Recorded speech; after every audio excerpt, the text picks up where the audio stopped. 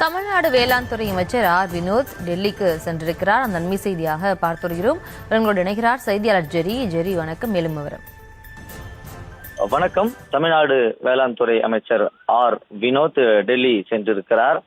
நாளை மத்திய விவசாயத்துறை அமைச்சர் சிவராஜ் சிங்கை சந்தித்து விவசாயத்துறை நலன் சார்ந்த கோரிக்கைகளை முன்வைத்திருப்பதாகவும் கூறப்படுகிறது.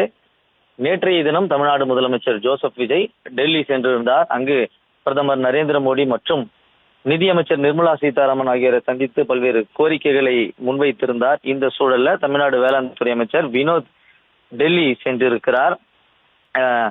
டெல்லியில NASC வளாகத்துல மத்திய வேளாண் அமைச்சகம் 2026ஆம் ஆண்டிற்கான காரிஃப் பருவத்திற்கான தேசிய வேளாண் மாநாடு இன்று மற்றும் நாளை நடத்தப்பட இருக்கிறது.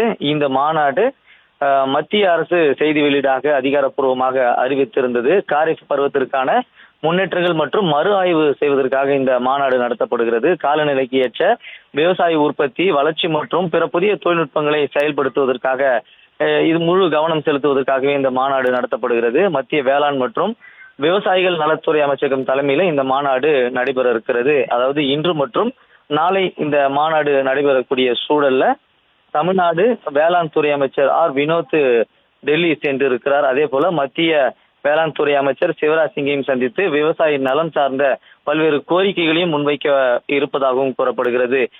டெல்லியில் இருக்கக்கூடிய NASC வளாகத்துல மத்திய வேளாண் அமைச்சகம் இந்த ஆண்டிற்கான காரிஃப் பருவத்திற்கான தேசிய வேளாண் மாநாட்டை நடத்த இருக்கிறது. இந்த சூழலில் தான் வேளாண் துறை அமைச்சர் வினோத் டெல்லி சென்றிருப்பது கவனத்தை ஈர்த்திருக்கிறது.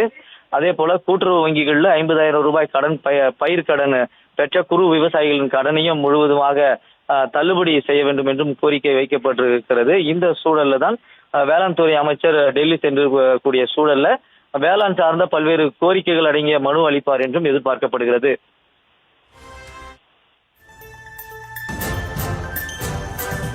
விவரங்களுக்கு நன்றி ஜெரி.